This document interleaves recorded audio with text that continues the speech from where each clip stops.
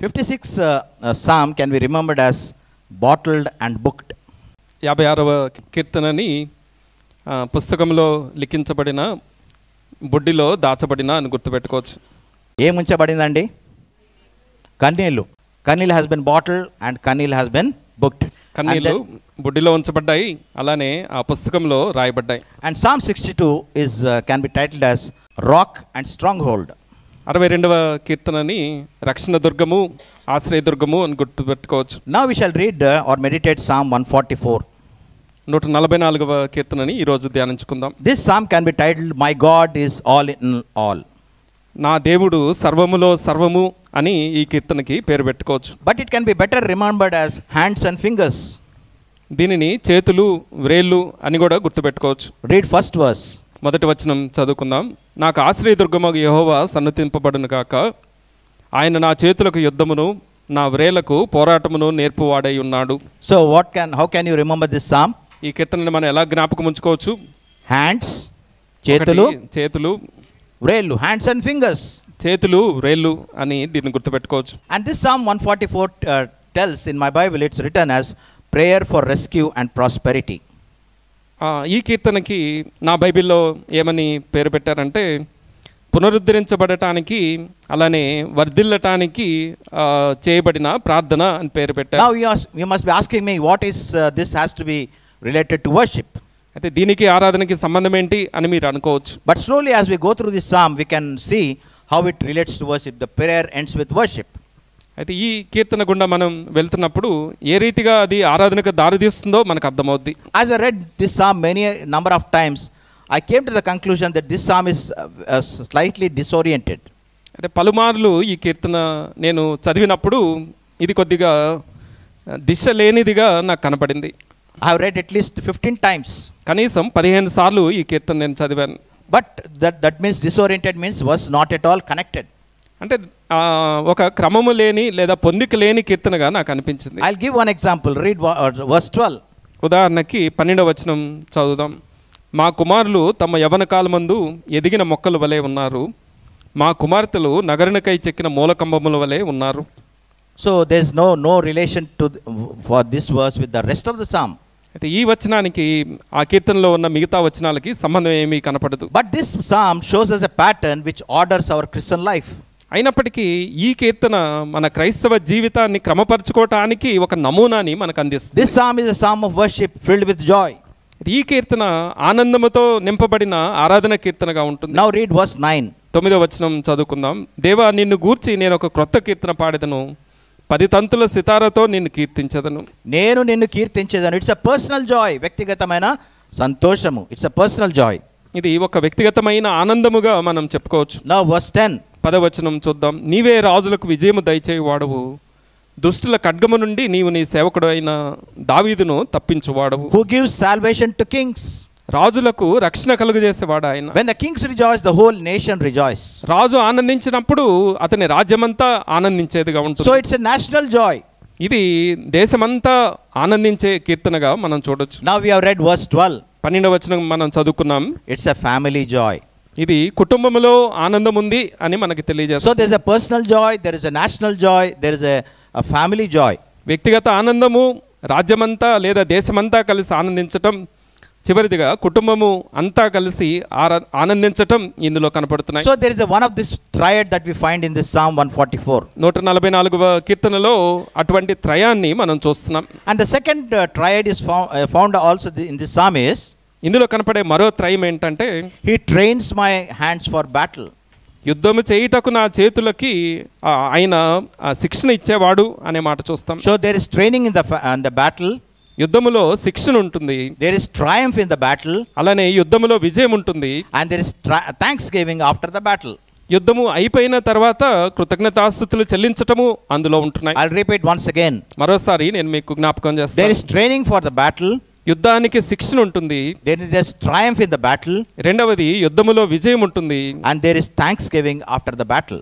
యుద్ధానంతరం కృతజ్ఞతలు అందులో ఉంటాయి. Verse 1 says, Blessed be the Lord God. Blessed be the Lord. మొదటి వచనం యెహోవా సన్నుతించబడును గాక అని ఉంటుంది. And the last verse 15 says, Blessed are the people whose God is the Lord. అలానే 15వ వచనం ఎలా ముగుస్తుంది అని అంటే యెహోవా తమకు దేవుడిగా గల జనులు ధన్యులు అని ముగుస్తుంది. Now whenever we read psalm, we must understand that there is a context to the psalm. ఏదైనా కీర్తన చదివినప్పుడు ఈ కీర్తనకు ఒక నేపథ్యం ఉంది, సందర్భం ఉంది అని గమనించాలి. And the context is the same as that we have meditated for Psalm 62. 62వ కీర్తనకి ఏ నేపథ్యాన్ని సందర్భాన్ని మనం గమనించామో అదే నేపథ్యము దీనికి కూడా ఉంటుంది. ఏ సందర్భం అండి అమ్మా? గట్టిగా చెప్పండి, పర్లేదు, తప్పైనా పర్లేదు. Very good. When Absalom rebelled against his father and try to take away his throne. అబ్షాలోము తన తండ్రి మీద తిరుగుబాటు చేసి తండ్రి సింహాసనాన్ని కాజేసినప్పుడు రాసిన కీర్తనగా ఉంటుంది. Found in 2 Samuel chapter 17. 2వ సమూయేలు 17వ అధ్యాయంలో ఆ కథని మనం చూడొచ్చు. Although David was in the company of a few people, he was a లోనర్. దావీదు కొంతమంది జనుల మధ్యలో ఉన్నప్పటికీ ఒంటరిగానే ఆయన ఉంటున్నాడు. What was the condition of David and his people? దావీదు అలానే దావీదుతో ఉన్న ప్రజల పరిస్థితి ఎలా ఉంటుంది? Exhausted, tired, hungry and thirsty. అలసిపోయిన వారుగా, ఆకలితో దప్పులతో ఉన్నవారుగా వారు ఉంటున్నారు. They went to the temple and asking for that show bread. మందిరానికి వెళ్ళి ఆ ప్రత్యక్షపు రొట్టెలైనా ఇవ్వండి అని అడిగిన వారుగా ఉంటున్నారు. We are on the verge of collapsing. మేము కూలిపోయే స్థితిలో మేము ఉంటున్నాము అని వాళ్ళు చెప్తారు అక్కడ. That was their pitiable condition, fleeing for their dear life. తమ ప్రాణాలు కాపాడుకునే నిమిత్తం పారిపోయే దయనీయ స్థితిలో వాళ్ళు ఉంటున్నారు. And this title of this psalm I have derived from this psalm itself, hands for wars and battles and fingers for battle. అయితే దీనికి నేను పెట్టుకున్న పేరు ఈ కీర్తనలో నుంచే నేను తీసుకున్నాను, చేతులకు యుద్ధము, వ్రేళ్లకు పోరాటం. Very good. యుద్ధము అండ్ పోరాటం, there is lot of difference. యుద్ధానికి పోరాటానికి చాలా వ్యత్యాసం ఉంటుంది. Now if you see David, దావీదుని మనం గమనిస్తే in 1 Samuel chapter 6 and verse 16 and 18, మొదటి సమూయేలు 6వ అధ్యాయం 18వ వచనం మనం చూసినట్లయితే, one of the servants of Saul is telling about David like this to Saul. సౌలు యొక్క సేవకులలో ఒక అతను దావీదు గురించి సౌలుకి ఇలా తెలియజేస్తున్నాడు. Behold, I have seen a son of Jesse, the Bethlehemite, who is a skillful musician, a valiant man, a warrior, skillful in preach, and a handsome man, and the Lord is with him. మొదటి సమూయేలు 16:18. చిత్తగించుము, బెత్లెహేమీయుడైన యెష్షయి యొక్క కుమారులలో ఒకరిని చూచితిని, అతడు చమత్కారముగా వాయింపగలడు, అతడు బహుశూరుడును యుద్ధశాలియు మాట నేర్పరియు రూపసియు అయ్యున్నాడు, మరియు యెహోవా వానికి తోడుగా ఉన్నాడు అనగా.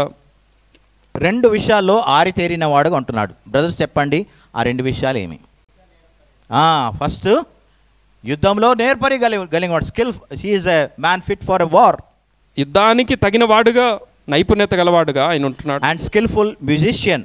రెండవది, వాయిద్యాలు వాయించటంలో నేర్పు కలిగిన వాడుగా ఆయన ఉంటున్నాడు. There is one more verse in 2 Samuel chapter 23 and verse 1. అలానే మరో వచనం ఉంటుంది, 2వ సమూయేలు 23వ అధ్యాయం మొదటి వచనం. The man who was raised on high, the anointed of the God of Jacob, and the sweet psalmist of Israel.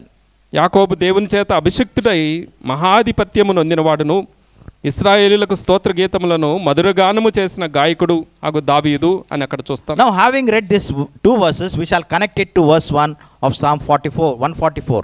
ఈ 2 వచనాలు మనం చదివిన వారమై 144వ కీర్తన మొదటి వచనానికి దాన్ని ఆపాదించి చూస్తే, our hands for wars, our fingers for battles. యుద్ధానికి మన చేతులు, పోరాటాలకి మన వేళ్ళు. Wars we know are of longer duration. యుద్ధాన్ని మనం గమనిస్తే అధిక కాల వ్యవధి కలిగినవిగా యుద్ధాలు ఉంటాయి. And there are many casualties. అందులో అనేక అత్యవసర పరిస్థితులు, ప్రమాదాలు జరగటం మనం చూడొచ్చు. It takes a heavy toll. అది ఎంతో వ్యయముతో కూడినదై ఉంటుంది. Whereas battles are short term. అయితే దానికి భిన్నముగా పోరాటాలు మనం గమనిస్తే less casualties. స్వల్ప వ్యవధి ఉంటుంది. రెండవది, అందులో నష్టము తక్కువగా జరుగుతుంది. That's what the definition in the dictionary says. అది నిఘంటువులు ఇచ్చే నిర్వచనము అలా ఉంటుంది. So David has learned to use his hands and use his fingers. దావీదు ఇక్కడ తన చేతులని వాడటం, అలానే తన వ్రేళ్ళని వాడటం నేర్చుకుంటున్నాడు. With hands he is fighting battles. చేతులతో యుద్ధాలు చేస్తున్నాడు. With fingers he is playing the harp. అలానే వ్రేళ్ళతో సితారాని వాయిస్తున్నాడు. So with hands is getting triumph in wars. చేతులతో యుద్ధాలలో విజయాన్ని పొందుతున్నాడు. And when he is singing, what happens? ఏం జరిగిందండి సౌలు యొక్క జీవితంలో? ఆయన పాట పాడినప్పుడు ఏమైందంట? అపవిత్రాత్మలు తొలగిపోయాను. He drove away demons through his singing, skillful music. తన యొక్క సంగీతంతో దురాత్మలని పారదోలిన వాడుగా ఆయన ఉంటున్నాడు. The same principle applies to us in our life. అదే సూత్రము మన జీవితాలకు కూడా అన్వయించుకోవాలి. మనం పాటలు పాడితే దయ్యములు పారిపోతాయి. But when we complain, murmur or shout, we invite demons into our life. అయితే పాటలు పాడటానికి బదులు సనుగుకోవటం, ఫిర్యాదులు చేయటం, ఆ రీతిగా ఉన్నట్లయితే దెయ్యాలని మన మనసులోకి ఆహ్వానించిన వారం అవుతాం. తిష్ట వేస్తాయి మన జీవితంలో. It takes a very good seat in our life when we complain, murmur or shout at others. ఆ రీతిగా సనుక్కుంటూ, గొనుక్కుంటూ, ఫిర్యాదులు చేస్తూ ఇతరుల మీద నోరు పారేసుకుంటే అవి మన జీవితాలలో సుఖనివాసం చేస్తాయి. There are times when we have to put down our weapons and take our harps. అందుచేత మన యుద్ధాయుధాలు పక్కన పడేసి సితారాలు తీసుకోవాల్సిన సమయాలు మన జీవితాల్లో వస్తాయి. So whether in a war or a battle, we should recognize that Lord fights for us. యుద్ధంలో ఉన్న, పోరాటంలో ఉన్న దేవుడు మన పక్షాన పోరాడతాడు అనేది మనం గుర్తించగలగాలి. ఎక్కడుందండి ఆ వాక్యము, సందర్భము? 1 Samuel chapter 17 and verse 41 says, the Lord will fight for me. మొదటి సమయాలు 17:41లో 47 దేవుడే నా పక్షాన పోరాడతాడు, యుద్ధము యెహోవాదే అనే మాటని మనం అక్కడ చూడొచ్చు. The only thing that is required from us is to take a stand for the Lord. అయితే మన పక్షాన మనం చేయాల్సిందల్లా దేవుని మీద నమ్మకంతో స్థిరముగా నిలబడటమే, ఆయన కొరకు నిలబడటమే. Now how can we use our hands? How can we use our fingers? మన చేతులను ఎలా వాడాలి, మన వ్రేళ్ళని ఎలా వాడాలి? Verse 9 and 10 gives the answers. 9-10 వచనాలలో దానికి జవాబు మనం చూడొచ్చు. దేవా, నిన్ను గూర్చి నేను ఒక క్రొత్త కీర్తన పాడెదను, 10 తంతుల సితారాతో నిన్ను కీర్తించదను. నీవే రాజులకు విజయము దయచేయవాడవు, దుష్టుల ఖడ్గము నుండి నీవు నీ సేవకుడైన దావీదును తప్పించువాడవు. విజయం ఎప్పుడు వస్తుంది రండి? 9వ వచనం ప్రకారము 10 తంతుల సితారముతో ఒక నూతన గీతం పాడినప్పుడు God gives us the victory. ఆ రీతిగా ప్రభుని స్తుతించినప్పుడు ప్రభు మనకి విజయం దయచేస్తాడు. Praise gives us the victory and seldom we use this weapon. స్తుతులు మనకి జయాన్ని ఇస్తాయి, అయితే స్తుతి అనే ఆయుధాన్ని మనం తరచుగా వాడట్లేదు. Wars are long term problems in our life. యుద్ధాలు అనేవి మన జీవితంలో ఉండే దీర్ఘకాల సమస్యలు. It may be a chronic sickness. అది ఒక దీర్ఘకాల వ్యాధి అయి ఉండొచ్చు. It may be a long term debts that we are facing. లేకపోతే అధిక కాలం మన జీవితాలలో మనం కలిగి ఉండే అప్పులు కావచ్చు. It may be a financial stress. లేకపోతే ఆర్థిక పరమైన ఇబ్బందులు కావచ్చు. And that takes a very heavy toll on our life. ఇవన్నీ కూడా మన జీవితంలో పెద్ద నష్టాన్ని కలుగజేస్తాయి. Battles are everyday problems. పోరాటాలు అనేవి అనుదినము మనం ఎదుర్కొనే సమస్యలు. We don't foresee those problems in our life, but they occur on a daily basis. అయితే మనము ఇవి కలుగుతాయి అని అనుకోము, అయినప్పటికీ మన అనుదిన జీవితంలో మనం ఎదుర్కొంటాం వాటిని. So battles for getting victory in battles we can use our fingers. అయితే యుద్ధములో విజయాలు పొందటానికి మన వ్రేళ్ళని మనం వాడొచ్చు. That is playing the instrument, playing the harp or singing a song. వాయిద్యాలు వాయించటం, పాటలు పాడటం, ఆ రీతిగా మనం స్తుతులు చెల్లించవచ్చు. I'll tell about 2 instances, or you recollect 2 instances, one in the Old Testament, one in the New Testament, where praise has got the victory. ఆ రీతిగా స్తుతి చెల్లించుట ద్వారా విజయం వచ్చింది, విడుదల వచ్చింది అనే సందర్భాన్ని పాత నిబంధనలో ఒకటి, క్రొత్త నిబంధనలో ఒకటి మనం జ్ఞాపకానికి తెచ్చుకోవచ్చు. ఫస్ట్ సిస్టర్స్ని అడుగుదాము, పాత నిబంధనలో ఉన్న ఆ యొక్క సందర్భం ఎక్కడండి? ఎరికో గోడ. ఇంకా వెరీ ఫేమస్ యెహోషాఫాత్ 2వ దినవృత్తాంతంలో 20వ అధ్యాయంలో we find that instance where instead of going to war he arranges a choir people and they sing songs in the temple. 2వ దినవృత్తాంతాలు 20వ అధ్యాయంలో మనం చూస్తే యెహోషాఫాతు యుద్ధ దండుని యుద్ధానికి పంపించడానికి బదులు గాయకుల బృందాన్ని మందిరంలో స్తుతించడానికి పంపించారు. They were the Ammonites, the Moabites, the Meunites who came against him, 3 kings. అమోనీయులు, మోయాబీయులు, మయోనీయులు అనేవారు యూదారాజు మీదకి దండెత్తి వచ్చారు. Now brothers, what is the instance in the New Testament? క్రొత్త నిబంధనలో ఇటువంటి సందర్భం ఎక్కడ ఉంటుంది? సహోదరులు చెప్తారా? Paul and Silas in Acts chapter 16, very good. అపొస్తల కార్యాలు 16లో ఆ మాటలు ఉంటుంది. పౌలు, శీలలు ఆ రీతిగా చేశారు అనేది మనం చూడొచ్చు. Now, how do we get the victory? అయితే మనకి ఎలా విజయం వస్తుంది? We have to learn lessons from 2 Chronicles chapter 20 when Jehoshaphat got the victory over these three kings. రెండవ దినవృత్తాంతాలు 20వ అధ్యాయంలో మనం చూస్తే ఆ ముగ్గురు రాజుల మీద యెహోషాపాతు ఎలా విజయం పొందాడో గమనించవచ్చు. Verse 6. 6వ వచనం చూద్దాం. రెండవ దినవృత్తాంతాలు 20వ అధ్యాయం 6వ వచనం. మా పితరుల దేవా యెహోవా, నీవు ఆకాశమందు దేవుడివై ఉన్నావు. చాలు. నీవు ఆకాశమందు, ఆర్ యు నాట్, ఇంగ్లీష్లో అది అండర్లైన్ చేసుకుంటే, are you not the God. అయితే ఇంగ్లీష్లో అయితే ఆకాశమందు నీవు దేవుడుగా లేవా అనే ఒక ప్రశ్నగా మనకు కనపడుతుంది. So in order to get victory from battles we have to recognise who God is. అందుచేత మన పోరాటాలలో మనం యుద్ధాలలో విజయం పొందాలి అని అంటే దేవుడు ఎవరో మనం గుర్తించాలి. When we recognise who God is, what happens to us? ఆయన ఎవరో గుర్తించినప్పుడు మనలో ఏం జరుగుతుంది? Be humble ourselves. మనల్ని మనం దీనులుగా చేసుకుంటాం. ఆయన హెచ్చవలను, whenever we exalt Lord, we humble ourselves. అందుచేత దేవుణ్ణి ఎప్పుడు హెచ్చించినా మనల్ని మనం తగ్గించుకోగలుగుతాం. Whenever you forget God, it only means that you are filled with pride. దేవుణ్ణి ఎప్పుడైనా మర్చిపోయాము అని అంటే గర్వముతో అతిశయముతో మనం నిండుకున్నాము అని అర్థం. And do you know what Jehoshaphat says again in verse 7? యెహోషాపాతు 7వ అధ్యాయంలో ఏమని చెప్పాడో తెలుసా? నీ జనులైన ఇశ్రాయేలీయుల ఎదుట నుండి ఈ దేశపు కాపురస్తులను తోలివేసి నీ స్నేహితుడైన అబ్రహాము యొక్క సంతతికి దీనిని శాశ్వతంగా ఇచ్చిన మా దేవుడవు నీవే. Did you not? ఇంగ్లీష్లో క్లియర్గా ఉంది. Did you not? Are you not? Did you not? అయితే నీవు అటువంటి దేవుడవు కావా, నీవు ఇలా చేసిన దేవుడవు కావా అని ప్రశ్నలు ఇంగ్లీష్లో మనం మమ్మల్ని విడిపించిన దేవుడు నీవు కాదా? Did you not deliver us? నీవు మమ్మను విడిపించిన దేవుడవు కావా అనే మాట అక్కడ చూడొచ్చు. Our physical problems are always solved by principles of spirituality. అయితే మన భౌతిక సమస్యలన్నిటికీ పరిష్కారము ఆత్మీయ లోకంలో లేకపోతే ఆత్మీయ కోణములో మనం పొందవచ్చు. Are you not? Did you not? And thirdly, verse 12, will you not? నీవు కావా, నీవు ఇలా చేయలేదా, నువ్వు ఇలా చేయవా అనే ప్రశ్న మూడవదిగా మనం చూడొచ్చు. Rejoicing in what God can do to us. అయితే మన పట్ల దేవుడు ఏమి చేయగలడో దానిని బట్టి ఆనందించటం. Exhibiting faith. విశ్వాసాన్ని కనపరచటం. So to get victory in battles, యుద్ధాలలో విజయాలు పొందాలి అని అంటే ఏం కావాలంటే మొట్టమొదటిగా తగ్గించుకోవాలి, రెండోది ఆత్మీయత కనుపరుచుకోవాలి, మూడోది విశ్వాసాన్ని ప్రదర్శించాలి. So remember this thing: humility, secondly spirituality, then thirdly faith. దీనత్వము, ఆత్మచేత నడిపించబడటం, విశ్వాసాన్ని అభ్యాసం చేయటం. Then how do we get victory from lessons from act 16? అపోస్తల కార్యాలు 16వ అధ్యాయంలో నుంచి ఏ పాఠాలు మనం నేర్చుకోగలుగుతాం? We know Paul and the other people, the apostles, they were constantly on the move.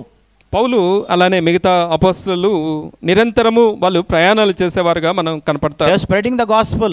సువార్తని వ్యాపింపజేసే పనిలో వారు ఉంటున్నారు. They were strengthening the churches. సంఘాలని బలపరిచేవారుగా వారు ఉంటున్నారు. They were recruiting God for God's work. అలానే దేవుని పని కొరకు ఆ పనివారిని వారు సిద్ధం చేసుకుంటున్నారు. They got Timothy in the process, they got Lydia in the process. అయితే ఆ ప్రక్రియలో తిమోతిని, లూదియా వంటి వారిని వారు ఏర్పాటు చేసుకున్నారు. It is only when we are in the Lord's work that God works on our behalf.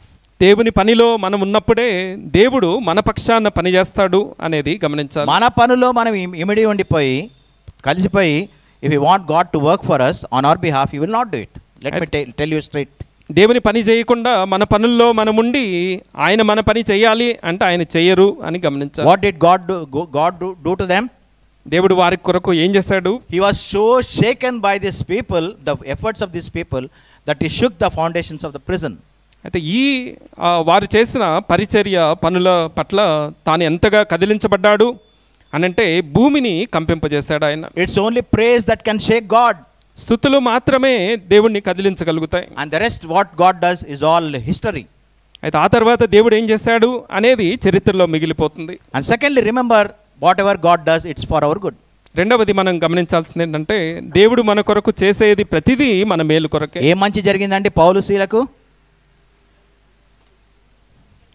They were able to save an entire family for God. ఒక కుటుంబాన్ని ప్రభు కొరకు రక్షించగలిగారు. ఏ ఫ్యామిలీ? Vincent or Akhil? ఏ family? You read your Bibles daily. అనుదినం Bible చదివితే తేలిగ్గా వీటికి జవాబు చెప్పగలుగుతారు. ఏ కుటుంబం రక్షింపబడింది? వాళ్ళు చెప్తున్నారు బాబు, జైలర్.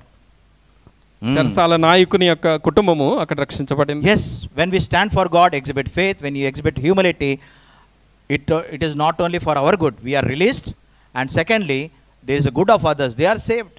ప్రభు కొరకు మనం నిలబడి విశ్వాసము కనపరిచి తగ్గించుకున్న వారమైతే మనల్ని మనం రక్షించుకోవటమే కాదు, ఇతరులని రక్షించగలుగుతాం. And thirdly, మూడవదిగా మనం గమనిస్తే Paul and Silas were resorting to authentic worship. పౌలు శీలలు యథార్థమైన ఆరాధన అర్పించేవారుగా ఇక్కడ కనపడతారు. Their feet were in stocks, వారి యొక్క కాళ్ళు బొండాలతో బిగించి hands ఉన్నాయి, tied, అలానే చేతులు కట్టబడి ఉంటున్నాయి. but they were praising God. అయినప్పటికీ వారు దేవుణ్ణి స్తుతిస్తున్నారు. That is authentic worship. యథార్థమైన ఆరాధన స్తుతి అంటే అలా ఉంటుంది. మంచిగా జరిగితేనే ఆరాధించడము, అది ఆరాధన కాదండి. మేలు జరిగినప్పుడే ఆరాధిస్తే దాన్ని ఆరాధన అనలేం. Authentic worship comes from all, is not dependent on any circumstance that we face in our life. నిజమైన ఆరాధన మన జీవితంలో ఎదుర్కొనే పరిస్థితుల మీద ఏమాత్రము ఆధారపడి ఉండదు. And it comes by being good examples.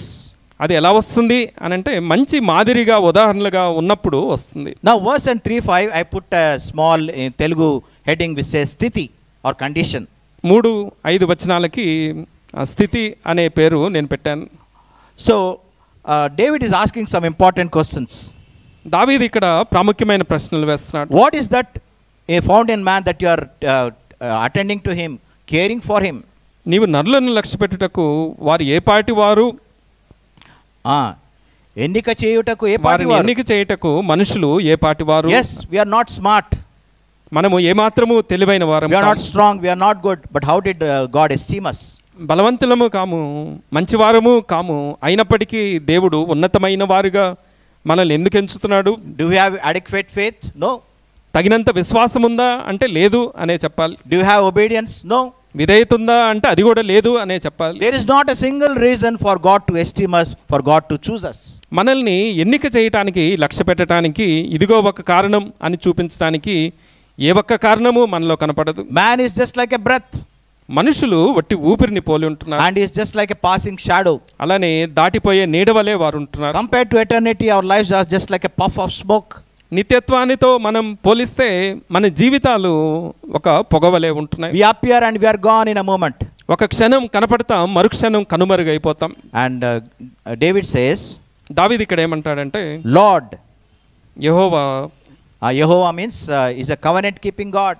యెహోవా అనే మాటకి నిబంధనను నెరవేర్చే దేవుడు అని He అర్థం. makes a covenant, he agrees with that covenant. నిబంధన చేస్తాడు, నిబంధనకి కట్టుబడి ఉండే దేవుడు He ఆయన. abides by it. అలానే దానిని నెరవేర్చే, దాని కట్టుబడి దాన్ని నెరవేర్చే దేవుడు ఆయన. So verse 3 to 5 says, మన నిజ స్థితిని తెలిపించేదిగా ఉంటుంది. It shows our real condition. 3-5 వచనం వరకు మన నిజస్థితి ఎలా ఉందో మనకు అర్థమవుతుంది. Never forget who you are. నీవెవరో నువ్వు మర్చిపోవద్దు. And don't undermine who God is. రెండవది, దేవుడు ఎవరో దాన్ని తగ్గించి చేసి చూడకండి. Who is controlling your life? నీ జీవితాన్ని ఎవరు అదుపు చేస్తున్నారు? Is it Satan, is it world, is it flesh or other desires? సాతాను నడిపిస్తుందా, లోకము నడిపిస్తుందా, నీ శరీరము నీ కోరికలు నిన్ను నడిపిస్తున్నాయా? What is that you are obsessed in this life? దేని మీద నువ్వు వ్యామోహం కలిగి ఉంటున్నావు ఈ This లోకంలో? world, your career, your health, your success, your fame or name. లోకమా, పేరు ప్రఖ్యాతులా, లేకపోతే ఆస్తులా, లేకపోతే ఆరోగ్యమా, వీటిని కోరుకుంటున్నారా? సో నిజ స్థితిని మనం తెలుసుకోవాలి. ఎవ్రీ టైమ్ ద స్థితి. అయితే మన నిజస్థితి ఎలా ఉందో మనం తెలుసుకోవాలి. Next verse is 12th verse. 12వ వచనం చూద్దాం. A very strange verse. ఒక వింతైన వచనంగా ఈ వచనం బట్ కనపడుతుంది. దేని గురించి మాట్లాడుతుందంటే మన సంతతి గురించి మాట్లాడుతుంది. మొదటగా మన స్థితి, నెక్స్ట్ మన అవర్ చిల్డ్రన్. ఇక్కడ మన పిల్లలు లేదా మన సంతతి గురించి 12వ వచనం This verse has no connection with the rest of the psalm. Read it again and again. There's no connection found. ఎన్నిసార్లు మనం ఈ కీర్తన చదివినా ఈ వచనానికి మిగతా వచనాలకి సంబంధం మనకు కనపడదు. Verse 12 mentions about children. 12వ వచనం పిల్లల గురించిన ప్రస్తావన Verse తెస్తుంది. 13 tells about the necessities of life.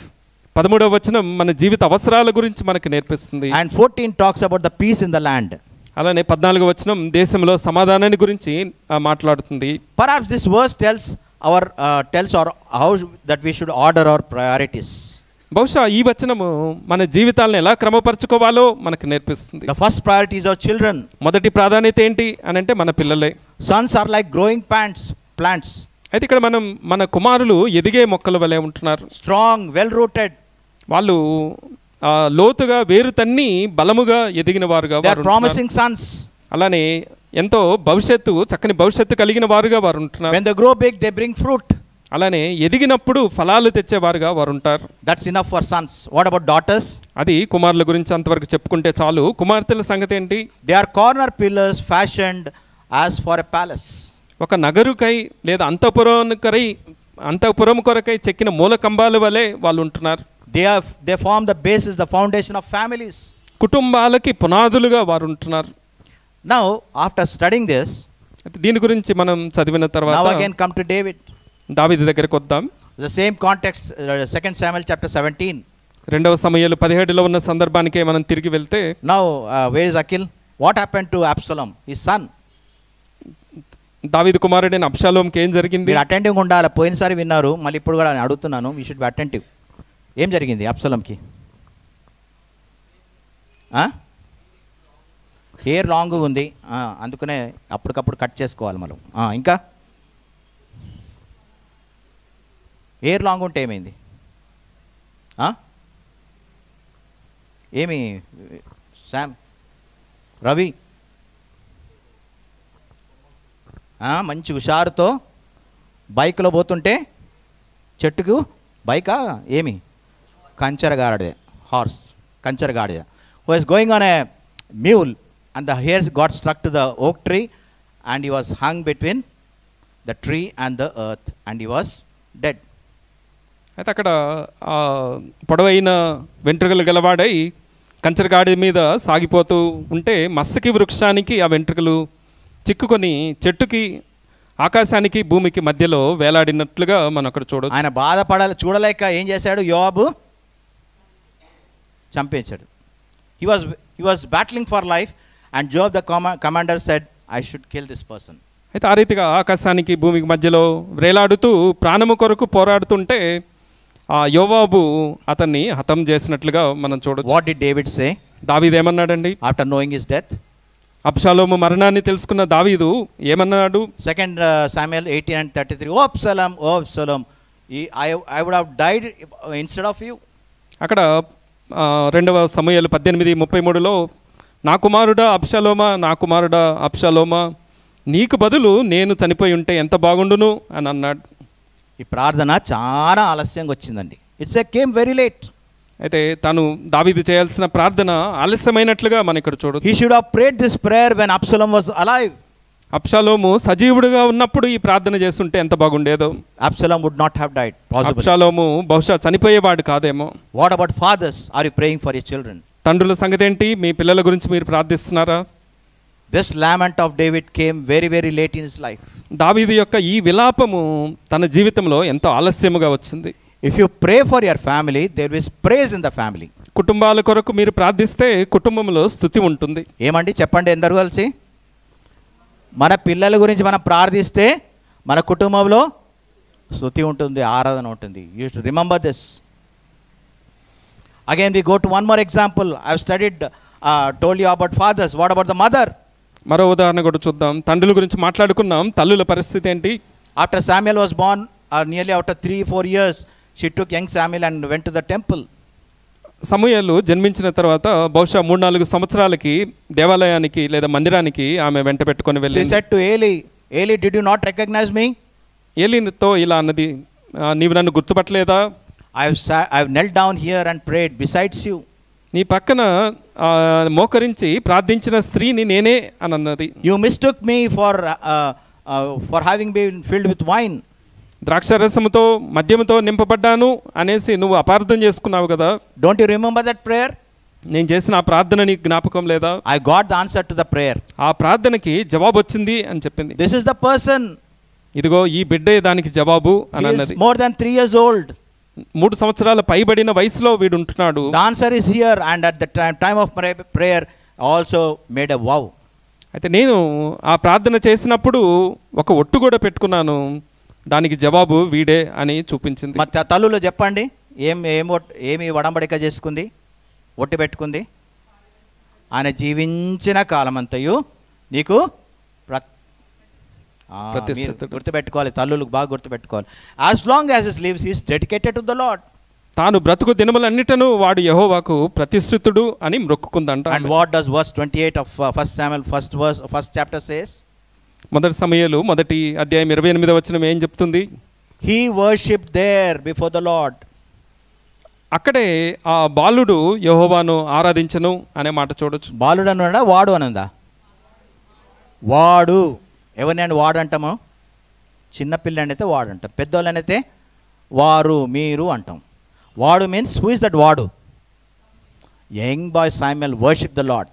బాలుడైన సమూయేలు యెహోవాను ఆరాధిస్తున్నాడు. What a lot of effort that must have been put in by Hannah.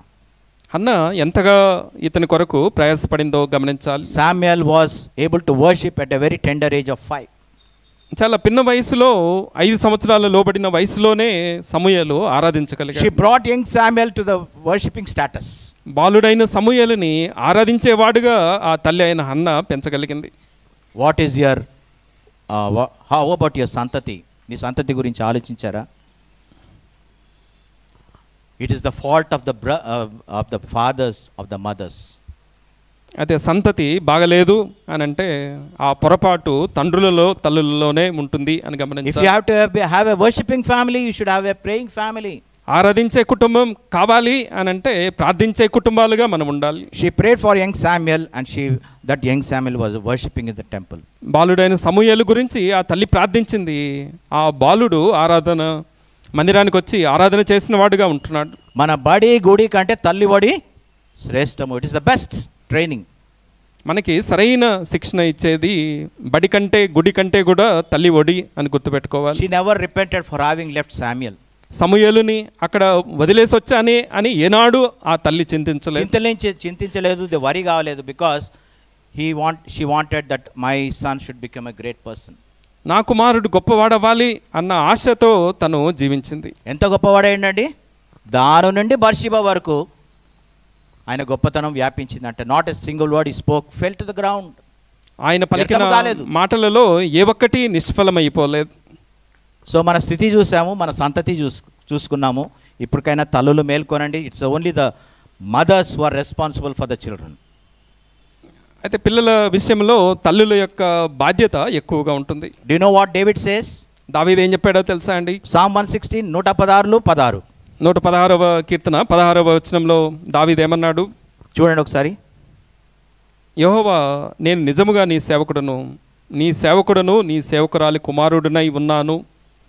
అంటే ఎవరి గురించి మాట్లాడుతున్నాడు అండి అక్కడ? తల్లిని గురించి. He knows the importance of a mother. తల్లి యొక్క ప్రాముఖ్యత ఎరిగిన వాడై దావీదు ఈ మాటలు అంటున్నాడు.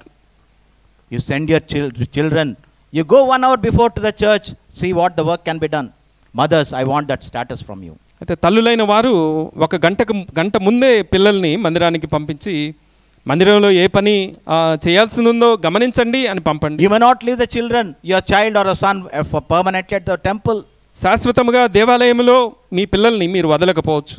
But see the responsibility, see the work that is in the house, and ask them to go and perform it. మందిరంలో ఎటువంటి పనులు అవసరం ఉందో గమనించి ఆ పని చేయమని పురమాయించి మీరు పిల్లల్ని పంపండి. సో మన స్థితి చూసాం, మన సంతతి చూసాం, మన సంగతి చూసుకుందాం. 15వ వచనం. ఇట్టి స్థితి గలవారు ధన్యులు, యెహోవా తమకు దేవుడిగా గల జనులు ధన్యులు. For David everything changed. దావీదు జీవితంలో ప్రతిదీ మారిపోయింది. Changed from prayer to praise. ప్రార్థన నుంచి స్తుతికి మారింది. Old song to a new song. పాత కీర్తన నుంచి నూతనమైన కీర్తనకి మారిపోయింది. Wandering life to a kingly life. అలానే అటు ఇటు తిరుగులాడే జీవితం నుంచి రాజరికంలోకి వచ్చాడు ఆయన. Holding a sword to holding a harp.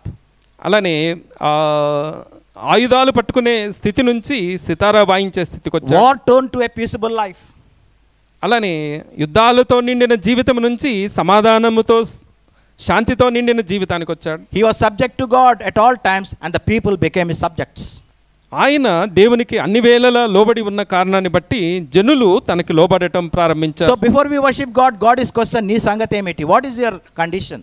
అయితే ఆరాధన మనం చేయకముందు దేవుడు మనకి వేసే ప్రశ్న ఏంటంటే నీ సంగతి ఏంటి అనే ప్రశ్న. Our answer is found in Micah chapter 7 and verse 1. మీకా 7వ అధ్యాయం 1వ వచనంలో మన జవాబు మనం చూడొచ్చు. చదవండి, will close. I've taken much time, but the burden has been laid on my heart.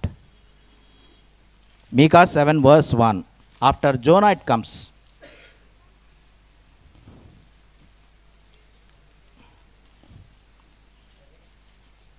మీకా 7:1.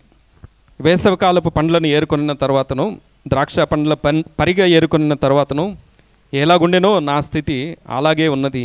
నా స్థితి అలాగే ఉన్నది. That's all the response that we get from us, for all of us. అంటే మీ స్థితి ఏంటి, మీ సంగతి ఏంటి అని అంటే మనమిచ్చే జవాబు కూడా నా స్థితి అలానే ఉంది అని. నో చేంజ్, మార్పు లేని స్థితి. No fruit to gather, unfruitful. అలానే ఏరుకోవటానికి ఫలాలు లేని గొడ్రాల స్థితి. No grapes to gather, unfulfilled needs. అలానే ద్రాక్ష పండ్ల గెలలు లేని స్థితి, అవసరాలు తీరని స్థితి. నో సాటిస్ఫాక్షన్ ఇన్ లైఫ్, జీవితంలో సంతృప్తి లేని స్థితి. నా స్థితి అలాగే ఉన్నది. There is nothing change. నా స్థితి అలానే ఉంది, ఎలాంటి మార్పు లేదు. This is the words of Micah the prophet. ప్రవక్త అయిన మీకా పలికిన మాటలవి. These people, the people of Israel, are unrepentant, rebellious. ఇశ్రాయేలు ప్రజలు మారు మనసు పొందని వారుగా, తిరుగుబాటు చేసేవారుగా ఉంటున్నారు. So dear friends, we have studied 3 things. 3 సంగతులు మనం గమనించాం. మన స్థితి, మన సంతతి, మన సంగతి. మన స్థితి, మన సంతతి, మన సంగతి. Don't dare ask of God if you are constantly ignoring him.